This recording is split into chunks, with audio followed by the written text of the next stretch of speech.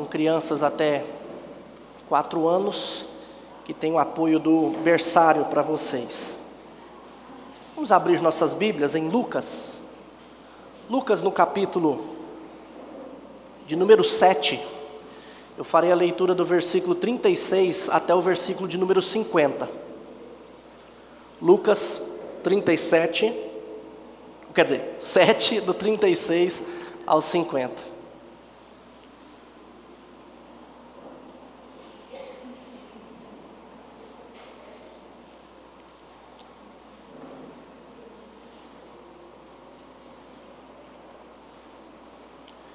Lucas capítulo 7, do versículo 36 ao versículo 50.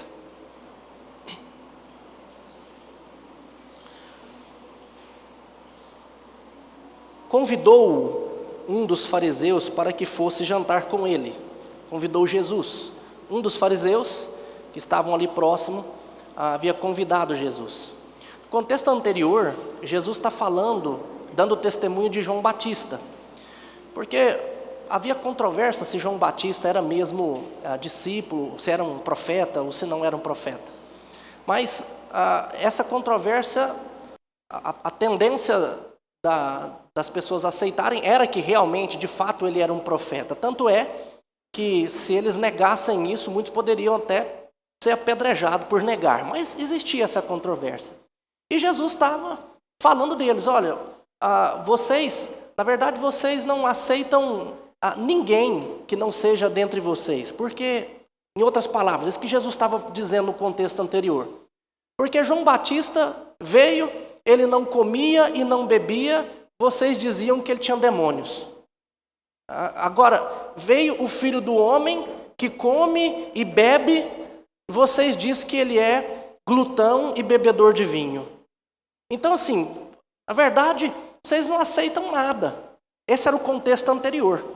E nesse contexto, então, um dos fariseus convidou Jesus para jantar com ele. Jesus, entrando na casa do fariseu, tomou lugar à mesa.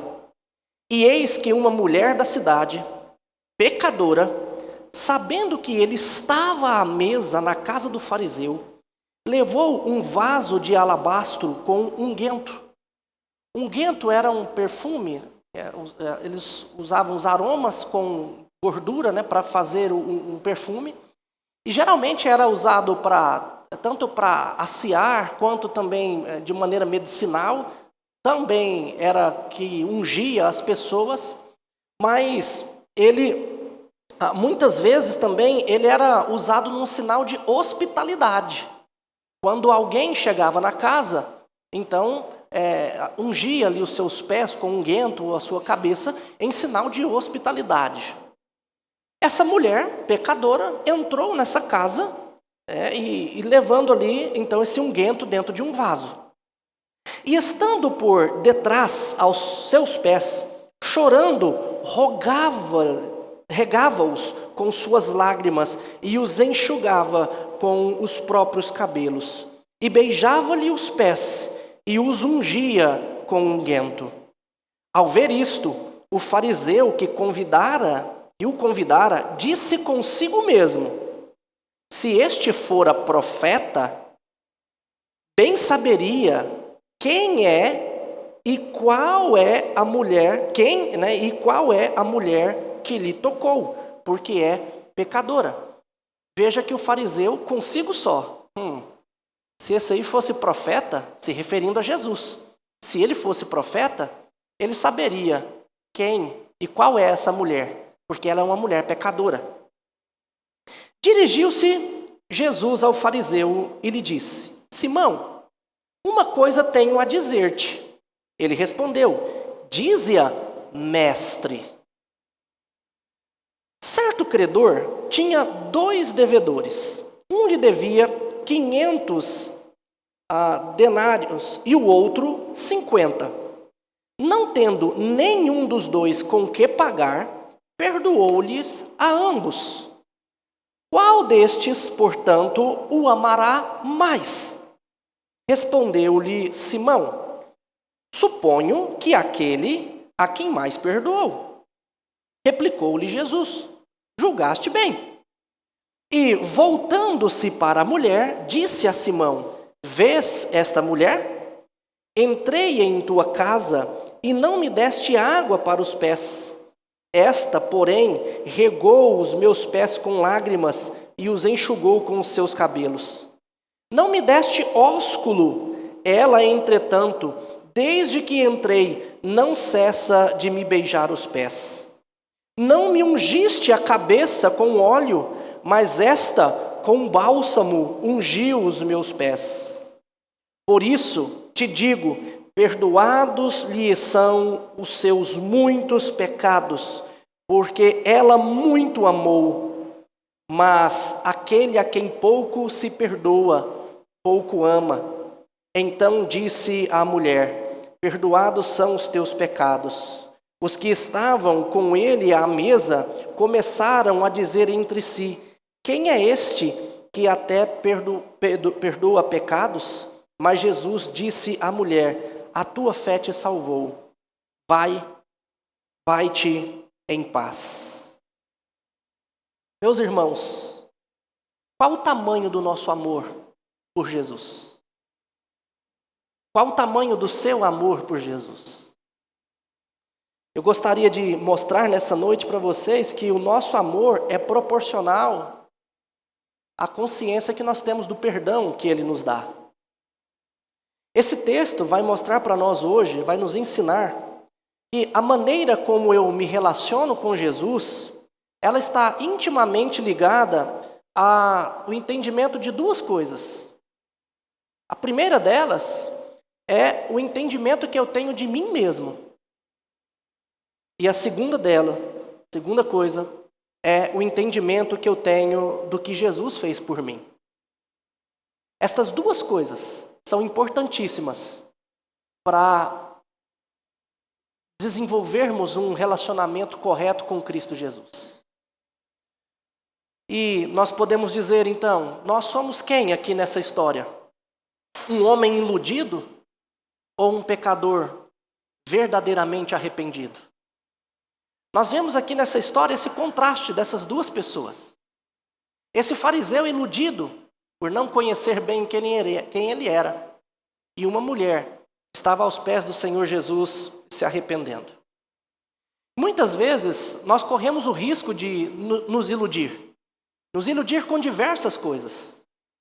É interessante como que a ilusão, quando nós somos pessoas iludidas, como que nós acabamos sendo aquilo que não pensamos ser. Olha como que esse homem, o fariseu, ele se achava um bonzão, um perfeito, conhecedor da lei, ele se gabava de cumprir a lei, e muitos fariseus, de verdade, eles eram bons cidadãos. Eles cumpriam a lei, eles procuravam cumprir a lei. Era certeza que, moralmente falando, um fariseu era muito melhor do que essa mulher aqui, ou de muitas outras pessoas, porque eles eram bons cidadãos. Mas eles não percebiam o tanto de pecado que estava dentro do seu próprio coração. Embora, se fosse nos nossos dias, poderíamos dizer assim, não é o cara que está lá na prostituição, não é o cara que está lá no boteco bebendo, não é o cara malandro que passa os outros para trás. A gente poderia dizer isso, o fariseu não seria nenhum desses. Ele poderia ser honesto com os outros, era um cara fiel, era um cara sóbrio, mas só que não parava para pensar o tanto de pecados que tinham dentro do seu coração. Quando a gente olha para o texto, a gente já percebe alguns, por exemplo, a falsidade. Como assim, pastor? Por que falsidade? Olha o que esse cara faz. Ele convida Jesus para jantar na sua casa. Ele convida Jesus para jantar na sua casa. Versículo 36, ele faz isso. Convida Jesus para jantar em sua casa. Mas é interessante que no versículo 39, ele diz assim, ao ver isto, o fariseu que o convidara disse consigo mesmo: se este fora profeta, bem saberia quem e qual é a mulher que lhe tocou, porque é pecadora.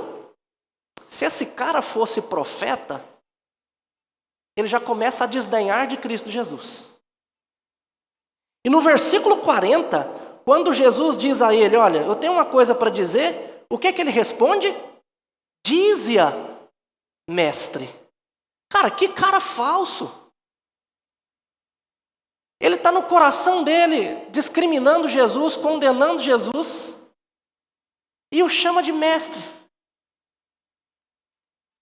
Mas você já parou para pensar também que muitas vezes nós dizemos com a nossa boca que Jesus é tudo para nós,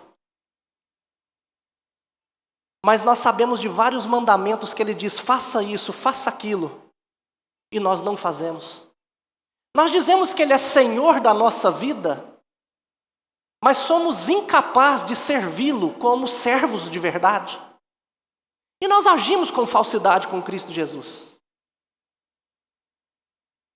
Quantas pessoas se aproximam de Cristo Jesus, querendo as bênçãos que Cristo pode dar, e que depois vão embora quando são abençoados, quando desfrutam de algumas bênçãos que Jesus dá à coletividade, e então eles aproveitam disso e vão embora depois. Nós precisamos tomar cuidado com isso. Porque não é difícil nós fazermos a mesma coisa que esse fariseu estava fazendo, agir com Jesus de uma maneira e ainda olhar para os outros e achar que somos melhores que ele.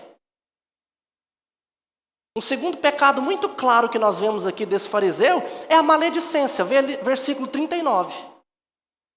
Ele olha para a mulher, desdenha de Cristo Jesus e a julga ainda. Essa mulher é pecadora. Essa mulher é pecadora, Jesus não sabe disso. Quantas vezes nós fazemos a mesma coisa? Ao invés de olhar para nós e ver quem nós somos, nós olhamos para o outro e dizemos, ele é um pecador, um fofoqueiro, um maledicente, um traíra. E aí nós vamos adjetivando muitas pessoas. Às vezes perto de nós, às vezes pessoas dentro da nossa casa, ou então outras que estão totalmente distantes. Mas nós temos a tendência muito fácil de olhar para os outros e apontar os defeitos deles. Nós somos experts em olhar para alguém e identificar os defeitos. Mas somos incapazes de olhar para nós mesmos. E nós precisamos tomar cuidado com isso. Agora, quantas vezes, por que isso pode acontecer conosco? Bom, primeiro, uma que nós muitas vezes esquecemos, que quem faz isso por nós, quem transforma a nossa vida, quem nos capacita a sermos diferentes é o próprio Espírito Santo. O Espírito que habita em mim, habita em você. Muitas vezes a gente acha que é o nosso próprio esforço que faz as coisas. E não é bem assim. Uma outra coisa também que pode acontecer conosco é a gente achar que nós vamos até Cristo Jesus, nós fomos pela nossa força, e nos esquecemos que se o Senhor não tivesse vindo até nós e nos puxado, tivesse nos resgatado, nós esquecemos que nós jamais poderíamos estar com Ele. Foi Ele quem nos buscou. A decisão que nós tomamos por Cristo Jesus, ela só foi possível porque Cristo Jesus fez algo em nós, mudou o nosso coração, transformou o nosso coração. Então, às vezes, nós olhamos para as pessoas que estão de fora da igreja, julgamos e falamos um monte de coisa, quando nós mesmos somos pecadores. Uma outra coisa que acontece, que corrobora para isso, para que a gente haja dessa maneira, é que nós nos usamos como um padrão de comparação e esquecemos que o padrão de Deus é muito maior do que o nosso. Isaías 64, versículo de número 6, o Senhor diz, mas todos nós, por meio de Isaías, todos nós somos como imundos, e todas as nossas justiças como trapo de imundícia. Todos nós murchamos como a folha, e as nossas iniquidades como um vento nos arrebatam. Muitas vezes nós nos usamos como padrão de comparação. Mas o padrão de Deus, meu querido, é muito maior. Então nós podemos até olhar para alguém e de maneira iludida começar a condená-lo, porque de fato às vezes essa pessoa, moralmente falando, pode ser pior do que nós. Talvez você olhe para a sua vida e a sua vida seja uma de um bom cidadão, que contribui com o Estado, que contribui com as pessoas, que é honesto com os outros. Então você olha para si mesmo e moralmente falando, você é um bom cidadão. Você pode dizer, olha, o que eu tenho feito de errado? Eu tenho feito isso. Agora, essa pessoa aí está perto de Jesus, está com Jesus, está amando Jesus, ali nos pés de Jesus, abraçando Jesus. E eu que sou um bom cidadão, às vezes a gente pode fazer isso, só que se nós fizermos isso, nós somos tremendamente iludidos. Porque não importa o quanto nós somos bons para a sociedade, diante de Deus, todos nós somos como trapos de imundícia. Você e eu. E era exatamente isso que essa mulher entendia. Então nós vemos o contraste de um homem iludido, de achar que era alguma coisa. E ali nós vemos os pecados aflorando o seu coração. Falsidade, maledicência, tantas outras coisas que poderiam vir à tona ainda no texto. Mas a mulher era diferente. O texto não fala sobre o que a mulher pensava de si própria, mas o texto menciona as suas atitudes. Então nós podemos ter certeza que esta mulher, ela se via como pecadora pelo fato das atitudes que ela teve ali diante do Senhor. Nós sabemos que o Senhor Jesus já havia percorrido aquelas cidades e pregando sobre arrependimento. Capítulo 3 de Lucas, versículo 3, ele diz o seguinte: ele percorreu toda a circunvizinhança do Jordão, pregando o batismo de arrependimento para a remissão de pecados. No contexto anterior, Jesus estava criticando os fariseus porque para eles ninguém era pecador e só servia dentre eles porque veio o profeta pregando arrependimento, o profeta João Batista, eles não creram, veio Jesus pregando arrependimento, eles não creram, mas a pregação de arrependimento ela foi feita. Uma outra questão que nós podemos entender claramente que essa mulher ela estava ali arrependida mesmo, é porque a questão dela está chorando aos pés de Jesus. Quando nós temos consciência do nosso pecado e nos arrependemos, a consequência é tristeza, a primeira consequência é tristeza e choro mesmo. Quando Paulo escreveu a sua segunda carta aos Coríntios, no capítulo 7, versículo 10, quando ele está ali dando uma chicotada nos irmãos, por conta de alguns problemas ali, Paulo diz o seguinte: porque a tristeza, segundo Deus, produz arrependimento para a salvação, que a ninguém traz pesar, mas a tristeza do mundo produz morte. Ou seja, quando a pessoa ela é contristada por Deus, que ela toma consciência dos seus pecados, ela se entristece por isso, mas não para a morte, não como remorso. Ela se entristece porque ela vê a podridão da sua vida. E o que ela faz é correr para os pés de Jesus e dizer: Senhor, me perdoa. Todas as vezes que uma pessoa toma consciência do que ela é, se de fato ela toma consciência se ela é uma pecadora, ela toma consciência disso. A primeira coisa é a tristeza pelo pecado. A primeira coisa é o arrependimento de ter feito tudo isso, de ser tudo isso. E então ela corre para Cristo Jesus. E a gente só consegue ficar em paz depois de saber de todos os pecados, quando nós vamos para Cristo Jesus, porque é Ele quem vai nos dar a paz. Aqui, meus irmãos, é importante a gente entender algumas coisas. Por exemplo, Judas, ele se entristeceu do que ele fez. Mas Judas, em momento algum, se arrepende do que ele fez. Inclusive, ele deixa as moedas. Ele vê que aquilo é preço de sangue. Mas em nenhum momento ele volta para Cristo Jesus arrependido. Triste, ele vai lá e tira a sua própria vida. Isso é remorso. O remorso produz morte. Porque ele nunca, no remorso não há arrependimento. Mas quando há arrependimento, há tristeza por isso. Mas quando nós corremos para Cristo Jesus, o que Cristo faz conosco? Ele nos perdoa e nos concede paz. Nós passamos a ter paz com Cristo, passamos a ter paz com Deus. Romanos, capítulo 1, o capítulo 5, versículo 1, ele diz: justificados, pois, mediante a fé, temos paz com Deus. Ou seja, quando eu vou para Cristo Jesus e eu tenho o perdão dos meus pecados em Cristo Jesus, eu sou justificado por Deus, Deus me declara justo, agora eu estou em paz com Ele. É por isso que o Senhor Jesus diz aí à mulher, no versículo 48, então disse à mulher: perdoados são os teus pecados. Olha, Jesus não podia perdoar os pecados dela se não houvesse arrependimento. O perdão, ele é condicionado ao arrependimento. Não há perdão se não houver arrependimento.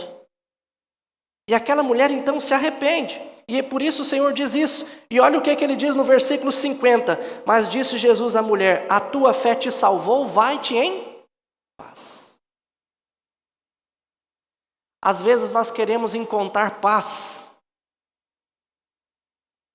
Paz interior.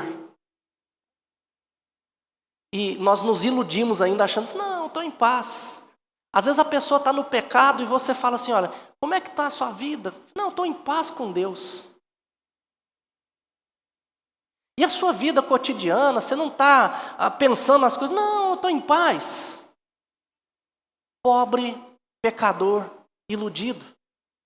Não há como viver em paz de verdade se não for indo até Cristo Jesus, reconhecendo os pecados e dizendo: Senhor, me perdoa.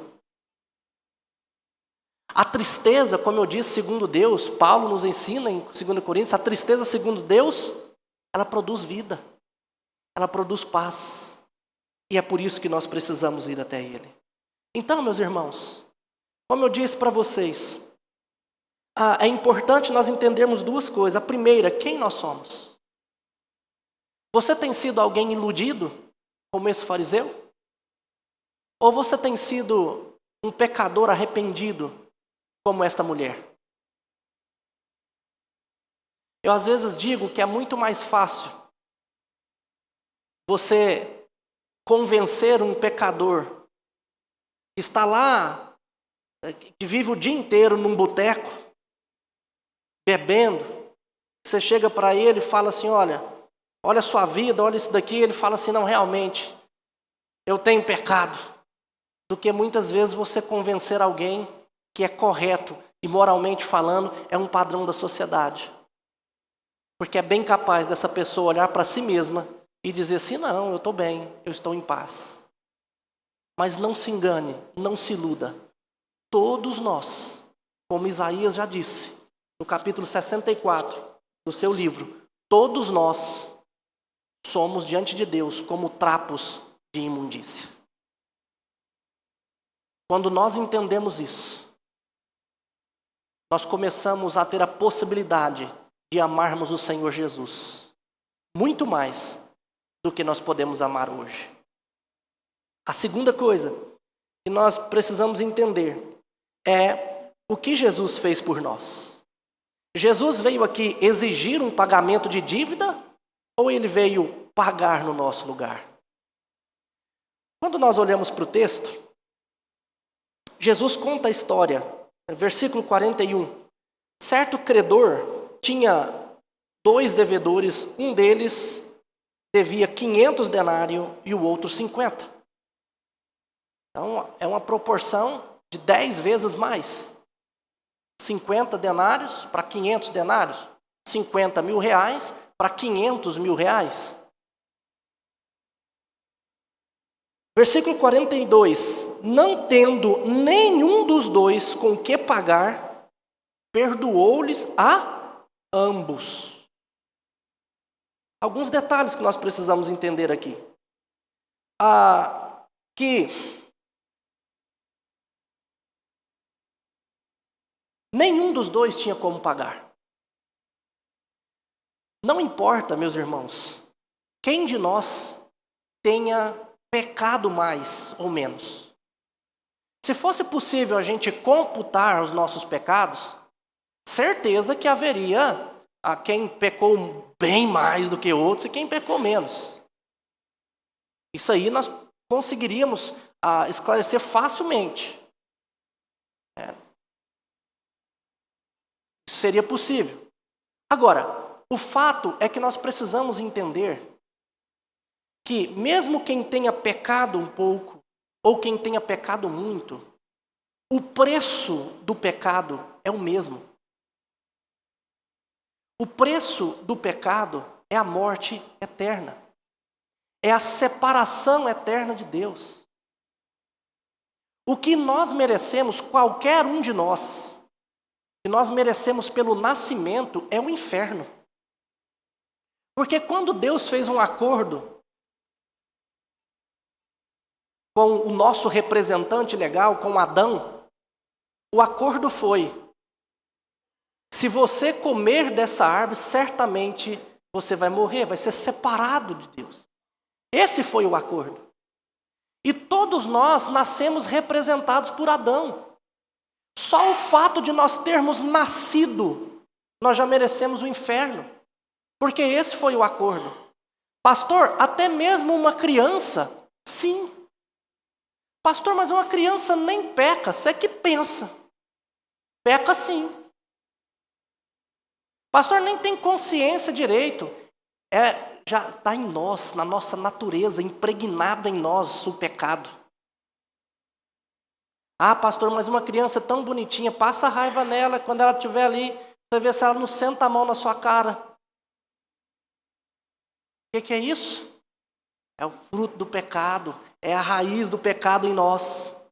Então, meus irmãos, o que eu quero que você entenda, é importante você entender, todos nós merecemos o inferno, porque já nascemos representados por Adão.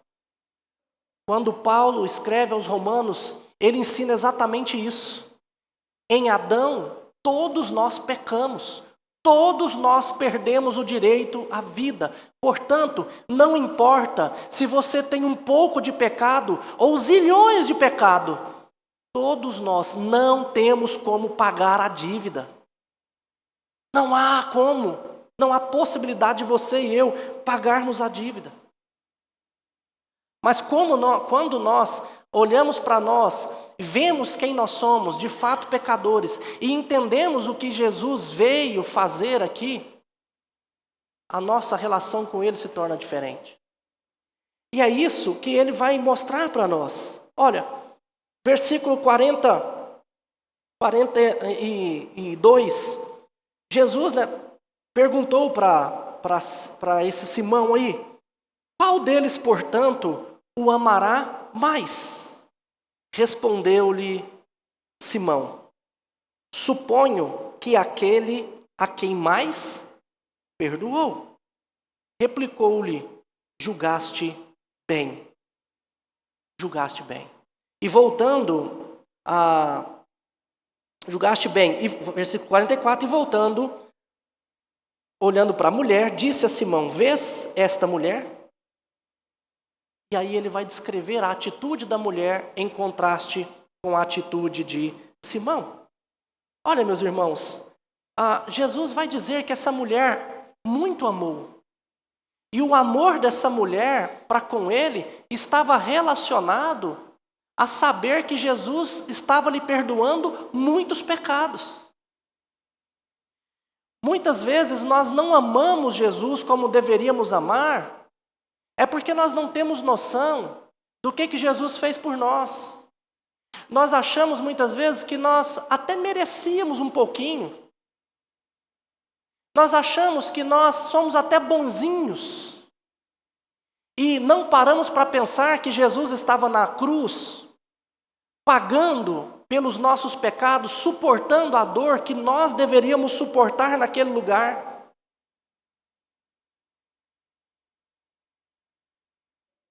Olha, tem até uma imagem, né, que as pessoas colocam assim para explicar como que a cruz nos leva até Deus.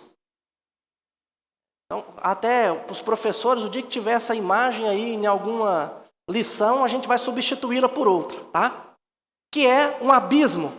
Tem 2 lugares e tem um abismo no meio. E do lado de cá está Deus. E do outro lado estão as pessoas. E ali no meio, então, coloca-se a cruz como se fosse uma ponte. E as pessoas, então, podem passar pela cruz e ir até Deus. Pensando assim dessa maneira, sem analisar muito, está muito bacana. O problema dessa imagem é que eles colocam as pessoas no lugar errado. Porque as pessoas não estão do outro lado do abismo. As pessoas estão no fundo do abismo. É lá no tremedal de lama, como Davi nos diz.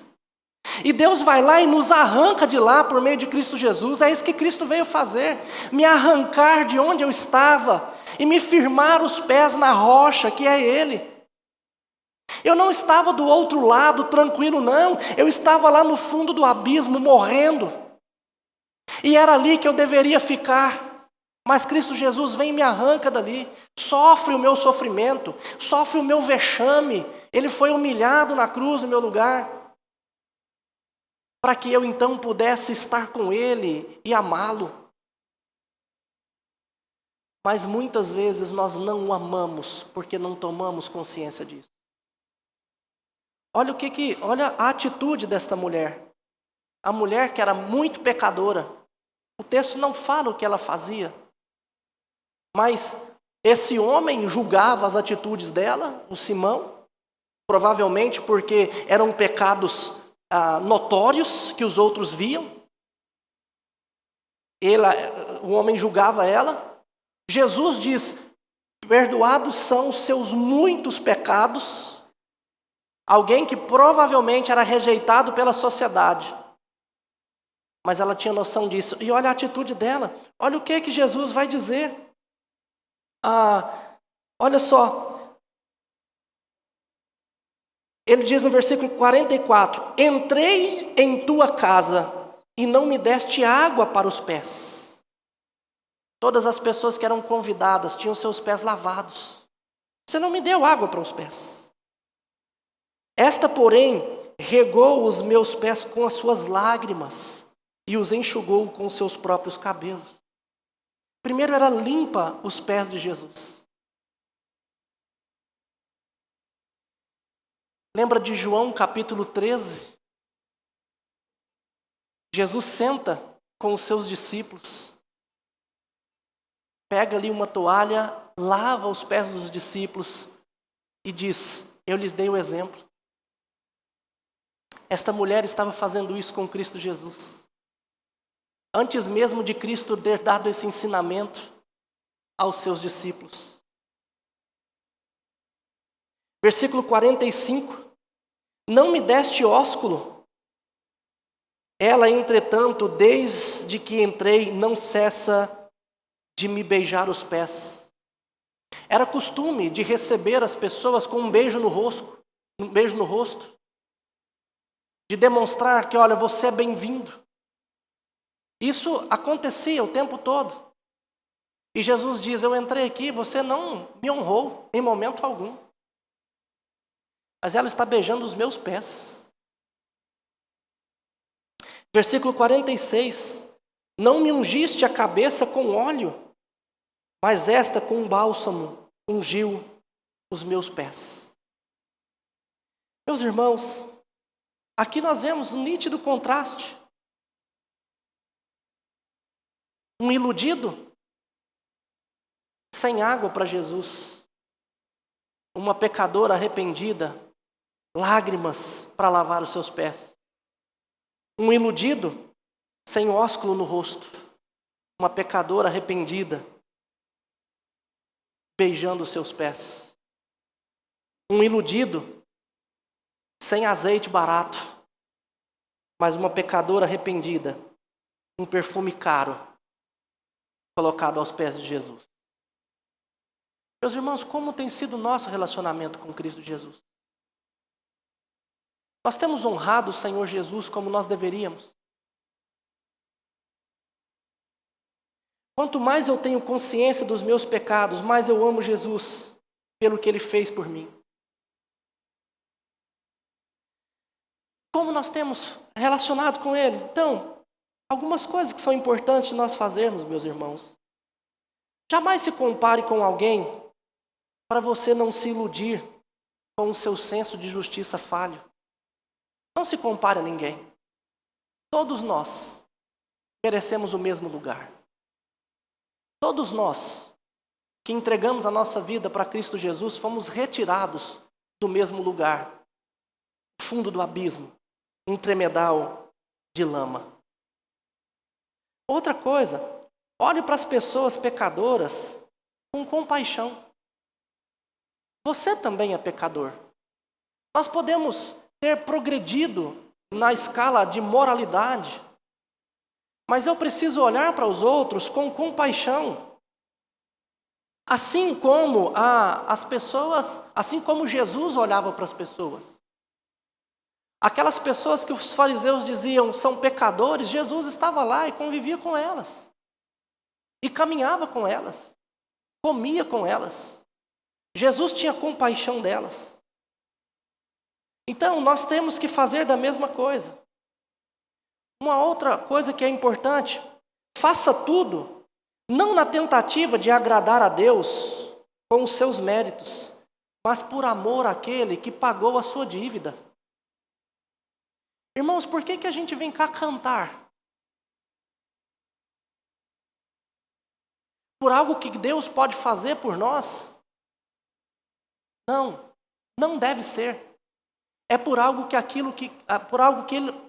Ele já fez. Aquilo que Cristo Jesus fez por nós na cruz. Por que eu devo viver hoje e trabalhar para Ele hoje? Por que amanhã você deve ir para o trabalho alegre, contente com tudo que Deus te deu?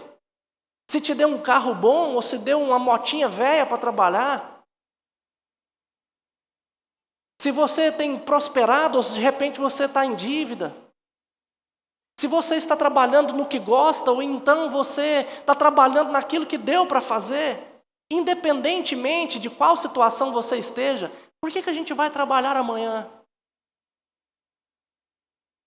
Lembre-se que eu sempre falo para vocês que a nossa vida é um constante serviço a Deus. Eu vou trabalhar amanhã para dedicar o meu dia de serviço a Ele. Ele me deu isso aqui para eu ir trabalhar, eu vou trabalhar desse jeito. O salário que eu estou ganhando não é o tanto que eu gostaria de ganhar, mas eu vou viver para a glória de Deus, eu vou fazer tudo para Ele.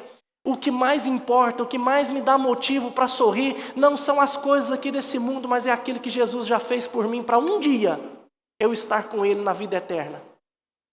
Eu vou viver para Cristo Jesus por amor ao que Ele fez por mim, porque eu não merecia nem uma motinha velha, eu não merecia nem esse trabalho que me paga pouco, eu não merecia nada, eu merecia o inferno. Mas o Senhor Jesus me tirou de lá. E eu posso não ter as coisas que eu desejo aqui nesse mundo, mas eu tenho a vida eterna em Cristo Jesus.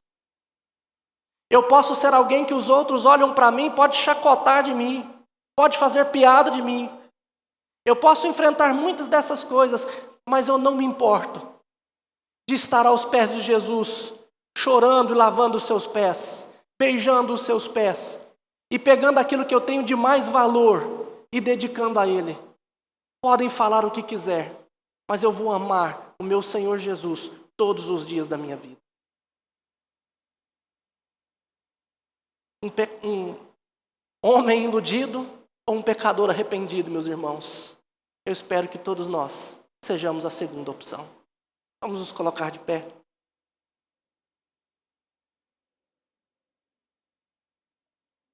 Senhor, eu quero agradecer a Ti, Pai, pelo que o Senhor fez por nós.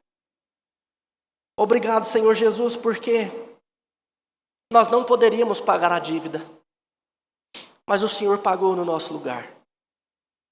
Como Paulo nos ensina, o Senhor removeu de sobre nós o escrito de dívida. O Senhor encravou na cruz e disse: Pai, está pago. Não há mais dívida, não há mais culpa. O Senhor arrancou de nós. Por isso, Senhor, nos ensine, nos ajude a amá-lo. Desperte em nós, ó Deus, esse amor por Jesus, ao ponto de estar com Ele todos os dias, todos os instantes da nossa vida.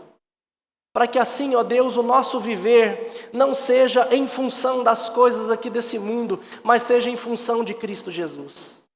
E que desta maneira, Senhor, nós possamos, ó Pai, mais e mais nos aproximar de Ti, por meio de Cristo Jesus, o nosso Senhor e o nosso Salvador. E agora, irmãos, que a graça do nosso Senhor e Salvador Jesus Cristo, que o amor de Deus o Pai e que a eterna comunhão do Espírito Santo repouse sobre vós hoje e para todos sempre. Amém. Amém. A igreja pode se assentar.